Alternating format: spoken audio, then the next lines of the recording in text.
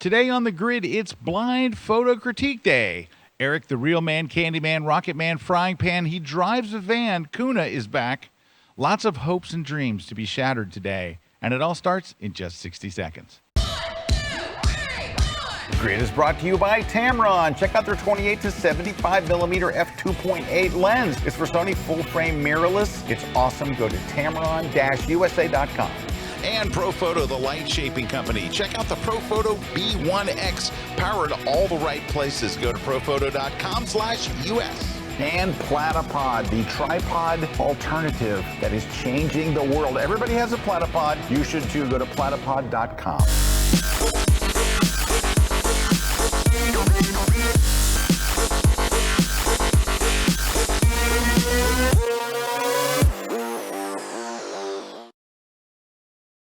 Hey, there we are. Hey! Boom. Hey! Hard cut. Hey, everybody. Welcome to another live episode of The Grid. Scott Kelby here with the Rocket Man, Kuna Man here. Hey, Scott. And we're glad to have you guys here. Yeah. It's going to be a great day. Today's our Blind Photo Critiques Day. We're going to jump into them here in just a second because we're going to want to cover a lot of them today. Erik is timing them. We're keeping them down to 3 minutes. Yes, that's right. We asked our viewers to send in 3 of their best photos, and we're going to give an honest critique of them today. And we're going to crush our hopes and dreams. No, we're not going to crush hopes and dreams. Well, kind of. Our hopes. Anyway, it's not our goal. Our goal is to make you a better photographer. All right. Exactly. Real quickly, last week on The Grid, we launched and actually hit the little button to launch a Kickstarter campaign for the Platypod, which is a brand new ball head made by the folks at Platypod. They wanted to raise $18,000. So far, they've raised $278,000. Their goal, $18,000. Well, yeah, and I think it's really taken off. Like a lot of people are seeing the use for it. If you really look at the product, there's some really unique value propositions to it. Really it is that inverted ball head where you've got the ball at the bottom, which really helps with the panning, and then that locking mechanism where you can use it with just one hand. Because that's one of the things, Jason, our producer back there, is switching the show. We were talking about it, and he didn't totally click with him. Yeah. And then I was like showing him well, think about if you use a traditional ball head, you got to use 2 hands, and I was showing him the one hand operation. Yeah. And he's like, oh, yeah, that totally changes it for me. And Yeah. then he went and ordered one, I think. Well, that's how he is. He's very loose with money. Okay, so a couple other things real quickly. We got some giveaways today. We're going to be giving away from those very same people a Platypod Ultra. So it's a small, compact, fixed in your pocket. Put your ball head on it. I wasn't prepared for a close-up. And focus there. Thank you. We're good. Put your ball Continue. head on it. And, it stuff. Okay. It's awesome. Giving away a brand new Awesome. book just off the press. So hot. So smoking. It's this one. It is my Photoshop Elements book. So if you're an Elements user and you've been waiting for 3 years for me to update my book, well, Now's the it's finally time. done. All right, so here it is, the Photoshop Elements 2020 book for digital photographers. Available now. Someone's going to win it today. And if you're into photo restoration and colorization, holy moly, It's right? got some. It has stuff It in should be Elements in that you think, Photoshop. why isn't It this should in be in Photoshop? Why Photoshop. isn't it in Photoshop? All right. Wow. Also, what else I wanted to mention? You gonna give away one of those? Oh yeah, we're gonna give away one of these too. We're gonna give away a Platypod. This would fit on your Platypod. You Yep. can't get it off Yep. the desk. There we though. go. This is a gooseneck that allows you to attach anything, a flash, a light, whatever you want, and you can nest them and make a really long one. We're going to give away one of those too. So it's the Platypod gooseneck. Yeah, it's also if It's you're loosey. into It's goosey. macro, and you want to attach it to the Platypod and then put a little Lytra or LumiCube lights on it. It's really cool. That'll do it as well. Also, this weekend, this past weekend, a buddy of mine, Jeff Ravel, and I went to Anaheim, California for the NAMM show. So that is the National Association of Musical Merchants. Picture a giant mega, music gear, guitars, amps, drums, cymbal companies you never knew existed. And I would say, I said it was 8 times the size of Photo Plus Expo. That's how big it is. It's giant, absolutely massive show, 120,000 people. It was amazing. I had a great time. But can I tell you something? I've never felt more at home, and not because of the music, because of what you just saw in that picture that was right on screen. Can you show that picture again? Yep. Everybody there was in a black T-shirt. Black shirts everywhere. Look, and I bought a Everywhere. new shirt. I got a new shirt to have to show you. Brand new shirt. I went to Norm's Rare Guitars. Norman's Rare Guitars. Actually met Norman, super cool guy. And I have a whole new wardrobe from that show. I've got so many new shirts. So I remember talking to Scott this weekend. He said, "I'm with my people." I'm with my people. We're all in black, Black shirts. shirts. It was amazing. It was so great. Okay. Also, Erik this weekend, while I'm like partying and doing all this stuff and seeing all these people that I follow on YouTube and all these amazing guitar players and musicians and everything, Eric's shooting a rocket, exploding. Yes. So the SpaceX Explodo rocket. What do we got? Yeah. No, so we were supposed to see a SpaceX Explodo rocket. Basically, SpaceX launched their Dragon capsule on top of a rocket. They needed to abort it, basically, or like while it's in flight, separate it off. So we got to go out there and shoot it. The problem was from our location, there was a big cloud over it. So so I got some shots here. I'll show you. Here, let's go over to my screen, and then so here's a shot of it taking off the pad. Very that kind of shot where it's taken off. I like that one. That's my favorite right and there. then kind of did something different where kind of like playing with the foreground, kind of making it look like it's melding in with the clouds. There's just normal, But what I didn't get was the shot that I was going after, which is sometimes what happens. Was that the separation shot Yeah, you were the looking separation. But then, cool, we got to actually. Oh, Elon yeah, Musk was Elon at the Musk was there. at the press conference, so we got to go and shoot. Did he Elon mention and- me at all? Did he? He was saying, somebody. I think he was talking about a Scott, but then he At said, NAMM? Did he mention I was at NAMM? Yeah. All right. Exactly. All right, you ready to look at some images? Yep. Let's do it. All right, here we go. Let's look at the first one here. Now, we don't know who these people are unless you put your watermark on them. And so we're going to look at three of your images. We asked you to send in three of your best ones. Here we go. Number 1, number 2, and number 3. All right. As soon as I saw this image, I know what your problem is, and we're going to be able to fix it for you. You're doing something horrendously bad to your subjects. And I'm not just talking about the massive over-retouching on this one. I'm talking about there's a camera issue here. Here's what your camera issue is. And I knew it when I saw it, but I went and looked at the metadata to confirm, and I was right. You shot this with a 50-millimeter lens.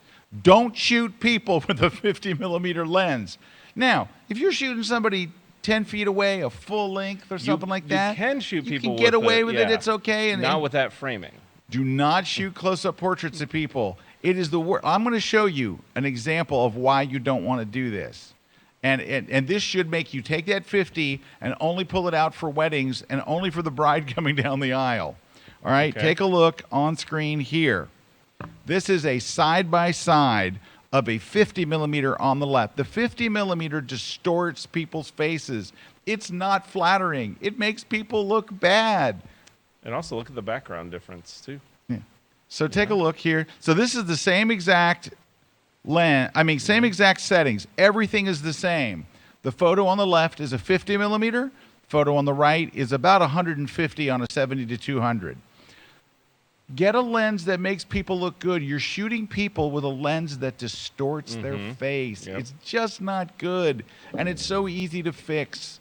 Don't shoot close-up portraits with a 50. Now, you will see there are people out there that you'll see on YouTube channels and stuff Yes. that have mastered the art because they know how far away to be, they know not to get too close, and they're able to get. However, even those, it is a look. Like it's a particular look. You don't have that look. You've got that other thing that's So all of these are going to suffer from the same thing. Yeah. So let me get you back over here to the bridge here where we're just there we go. So what we got to do is you got to dump that lens. This could be such a very flattering portrait. The light's not bad and all. You got a lot of okay The things. foundational stuff is there. Yeah, like your exposure's Yeah. good, but you're just not doing your subject any favor shooting with a 50. Are you timing this? Oh, Oh crap. man, same thing here. It's just not a flattering portrait, and it needs to be a lot cropped a lot closer in. The lighting is okay. The retouching is a little heavy, and over here the retouching. This is retouching gone wild. Sweet girl, I love her look, but you've really just plastered on the. Well, and it's, in the bright hand there too. I mean, Yeah. the brightness of the hand there. the hand is eyes- brighter than her yeah, face. so you're immediately going down to her hand. And the very cute kitten she's holding is actually too dark. Yes. So the kitten's too dark. The face is not bright enough. So You know what's weird definitely is controlling like the the light light on better. her face is actually pretty good. Like the light Yeah. is okay. It's not Yeah. bad at all. But the best thing lit in here is her hand, which is not supposed to be. You got to darken that up, Yep. either in post or put some kind of a Flag or something away, Like, so just the light doesn't focus the fall light, down there. Yeah. Just a little bit of work Feather in the there. light, something. But that's all secondary to shooting with that 50. Get rid of Yeah. that 50.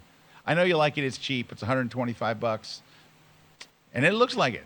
Get rid of that. All right, now Eric will time from here on out. Yes, got it. Go. All right, so that's our first one. We're not off to a great start. Let's take a look at this next one. All right, product photography. Mm-hmm. Yeah, I mean they're nicely done. Nice. Nothing really to say here. They all look good. It's all pretty straight ahead stuff. Yeah, the lighting's good. The symmetry is all nice. Everything looks good.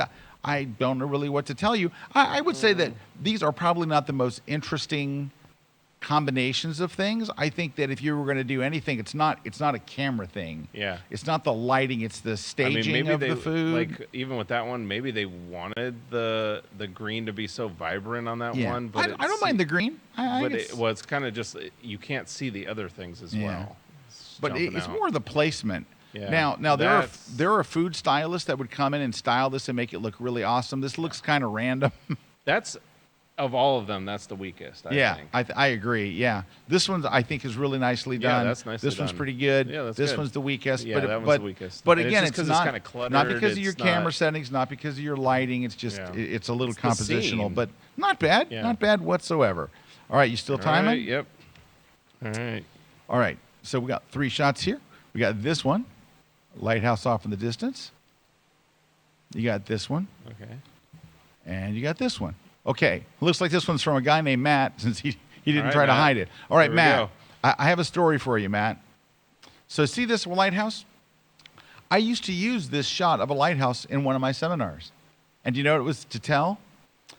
Believe it or not, this lighthouse, which is located somewhere in Florida, was named the ugliest lighthouse in America. And the reason I used a shot very similar to this, it was a stock photo that I found from Adobe Stock, was to talk about, look, this lighthouse is so ugly. You can shoot it in beautiful light. You can do whatever you want. Why don't you just go shoot a beautiful lighthouse?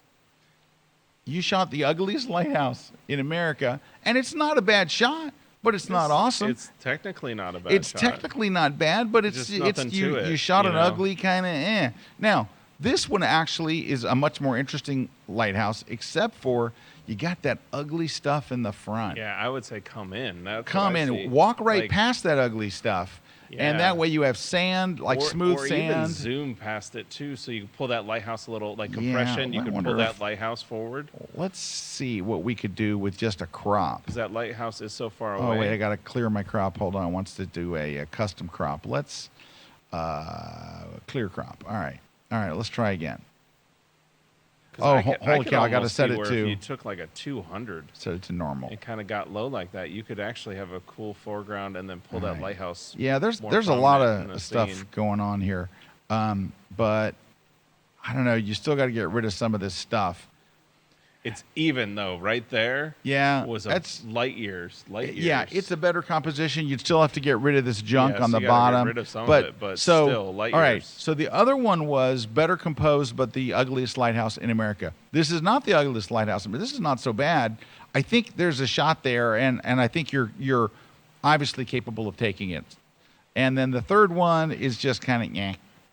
It's like meh. It's there's boats. There's on some a boats. river, There's some boats, and there's no clouds, and it's Yeah. just a regular day. That's really, it's not even a shot. and then there's a crane in the background. But you have a good control over your exposure and your camera stuff. Go find more interesting stuff. Don't shoot this. More of this, not this.